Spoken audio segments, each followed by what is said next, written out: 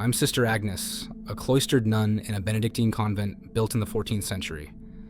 So the walls here are older than memory, their stones worn smooth by centuries of footsteps that no longer echo. The air always carries the faint scent of beeswax and cold stone, a stillness that feels unchanged since the first sisters knelt here 600 years ago. Our lives are ordered by the hours. The divine office sung at fixed times, day and night. The rhythm never changes. Even in the deepest dark of winter, when frost blooms like white lace along the window glass, the first bell for matins rings at 2:45 a.m. Exactly. The convent at night is a different world. The thick stone walls swallow most sounds, leaving only the wind slipping through the cloister arches and the slow, patient tick of the sacristy clock. The corridors are cold enough that your breath blooms in front of you, hanging there like a ghost before fading into the dark. Every step on the flagstones carries a soft, hollow echo that seems to follow you, too far behind to be your own. It is a silence that feels almost physical, something you could press your hand against and find it pressing back. One winter night, I woke up before the matins bell to hear it ringing early. At first, I lay still, certain I was mistaken. Dreams and reality sometimes blur when you live in this much quiet. Perhaps the sound was only in my head, some echo of the hours I'd heard all my life. But then it came again, cutting through the dark. Each peal hung in the frozen air longer than the last, until the silence between them seemed heavier than the sound itself. I turned toward the narrow wooden table beside my bed. My small brass clock read 1:17 a.m. Too early. Far too early. The bell rope is kept in the locked belfry tower, accessible only through the chapel. None of us rings it outside the appointed hours, not for drills, not for warnings, not even for emergencies. Still, the sound went on, slow, measured, patient. I rose, the chill immediately seeping into my bare feet from the flagstones. The air was so cold, it made my teeth ache when I breathed in. Pulling on my habit, I stepped into the corridor where moonlight spilled weakly through the high arched windows, pooling in pale shapes on the floor. The sound grew clearer as I walked, my steps muffled against the ancient stone. Somewhere above me, exactly where the bell should be, it rang again.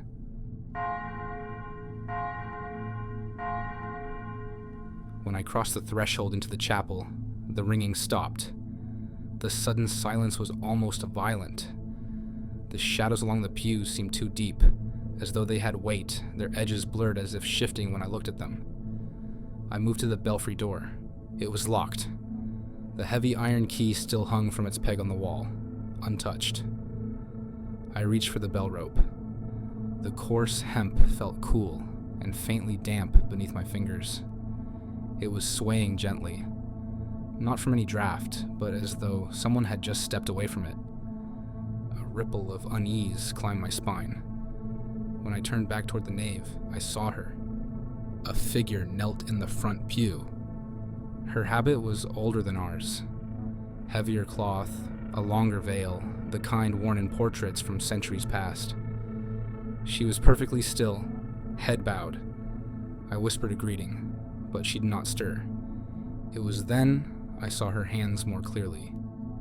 They were gripping the edge of the pew so tightly that her fingers looked wrong. Too long, the joints too sharp, the skin drawn so thin that the bone beneath pressed against it like it might break through.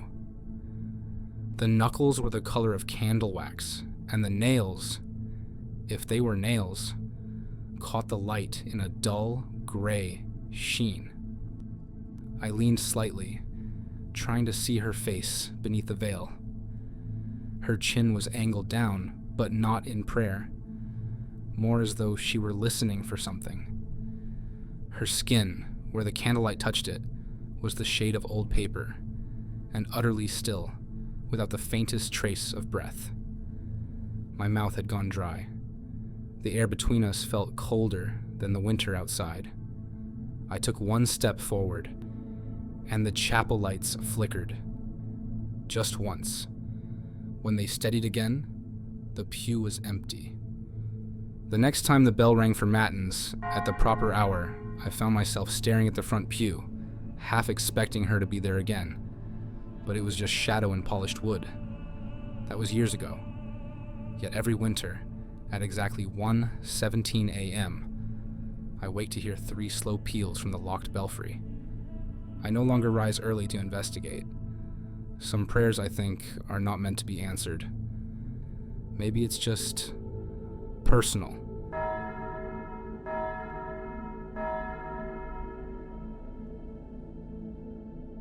If you ever find yourself walking the quiet halls of an old convent at night, remember, the silence doesn't always mean you're alone. Some footsteps you hear behind you were never meant to belong to the living. So before your prayers go unanswered, like, comment, and share this. And subscribe before the last candle burns out. Because once the darkness takes hold in these walls, it might just not let you leave.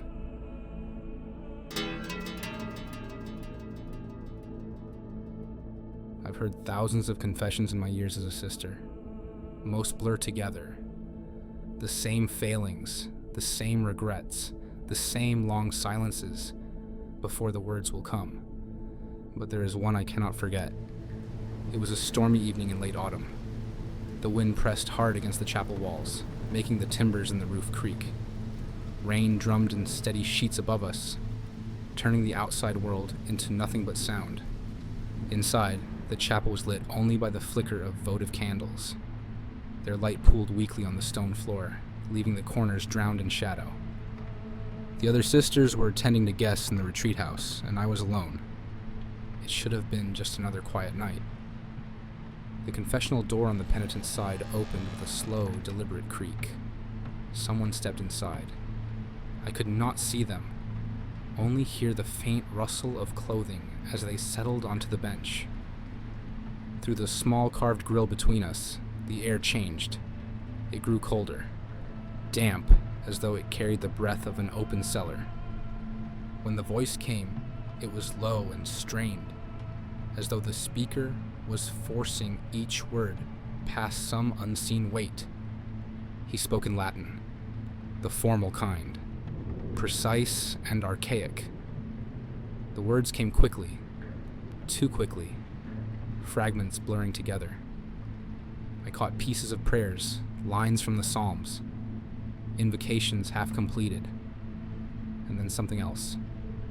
Phrases I didn't recognize, though the structure of them was like the Latin of centuries past. Then, without warning, he switched to another tongue entirely.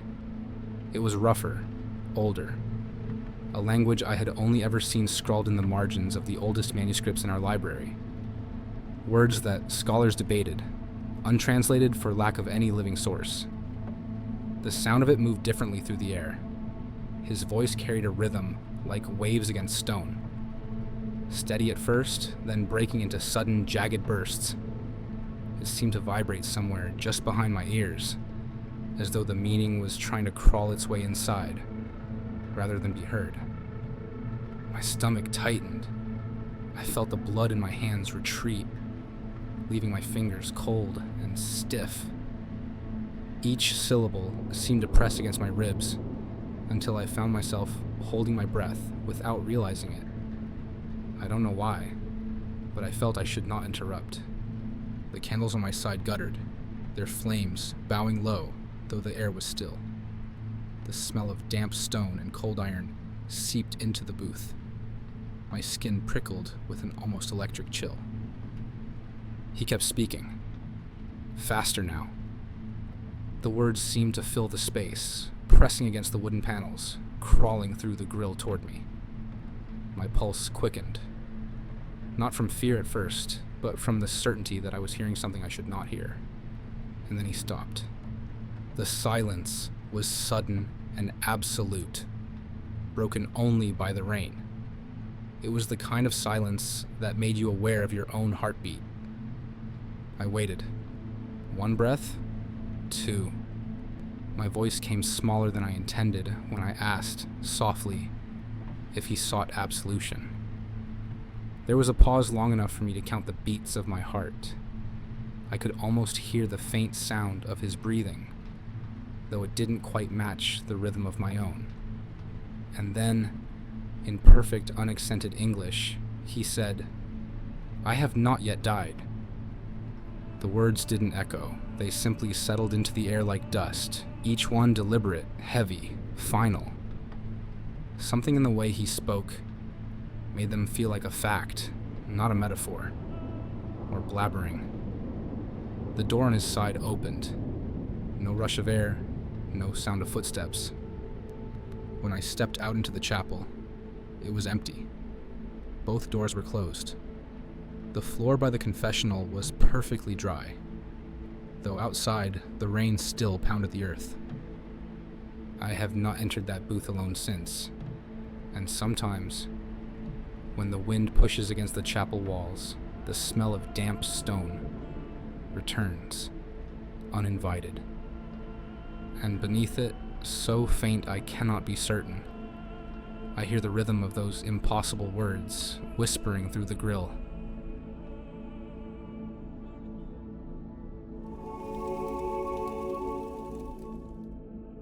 When you take vows, you're given a small cell, a narrow bed, a wooden desk, and a crucifix on the wall. It is meant to keep your life free of distraction, stripped down to silence and prayer.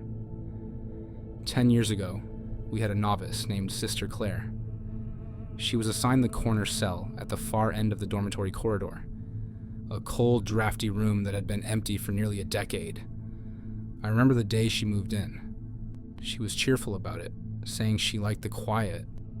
But that cell, it was not like the others. The air in there felt heavier, the shadows in the corners somehow darker.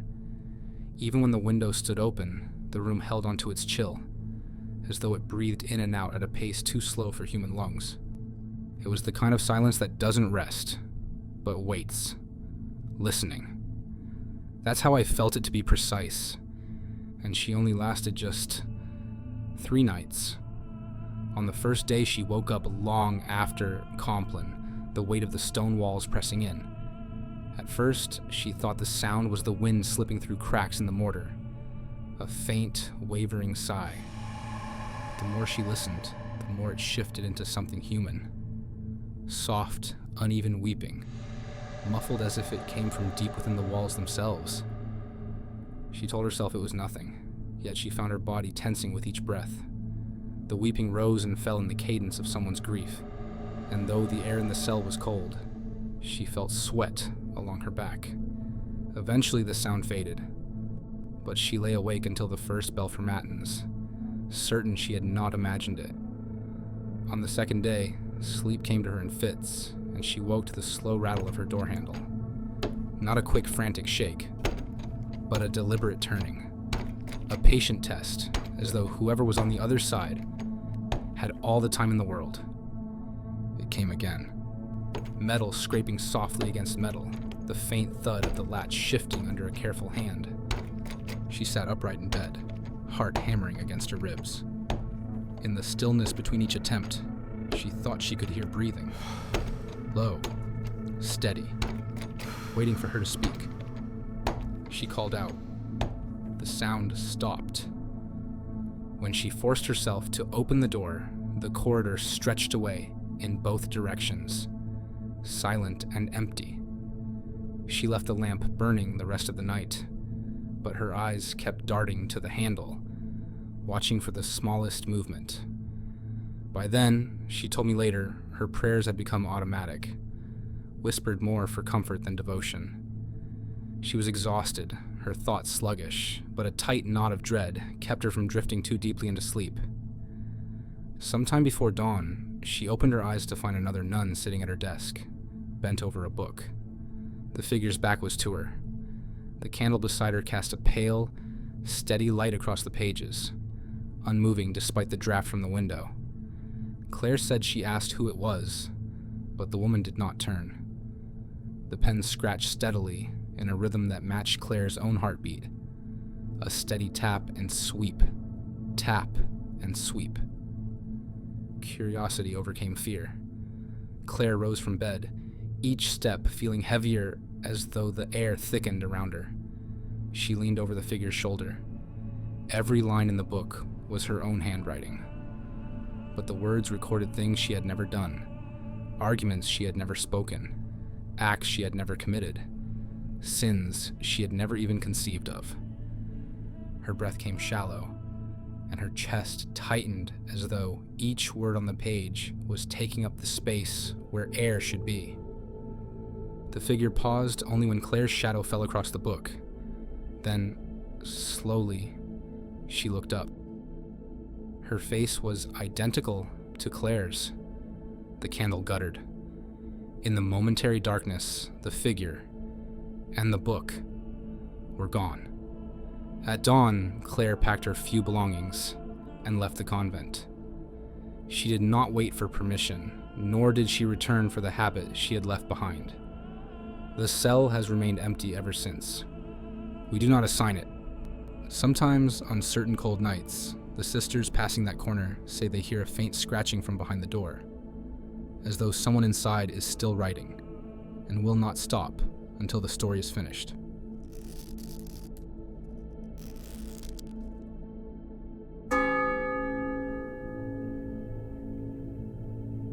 On the Feast of All Souls, we honor the dead.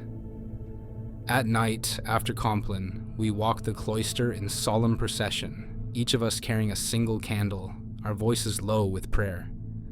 The cloister is a covered walkway circling the courtyard, its arches open to the night. Beyond them, the dark is complete.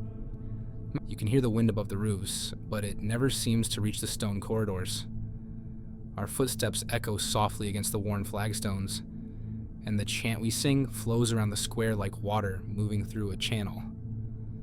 That year, as we began, I noticed something strange. We were more than usual. A taller figure trailed at the very back of the line. Her candle's light barely flickered, as if the flame didn't quite belong to the same air as the rest of ours. At first, I told myself I'd miscounted. Shadows shift oddly under the arches, and candlelight changes faces. But then I noticed her gait. It was not just out of rhythm with the hymn. It was wrong in a deeper way, like someone who had studied walking but never done it themselves.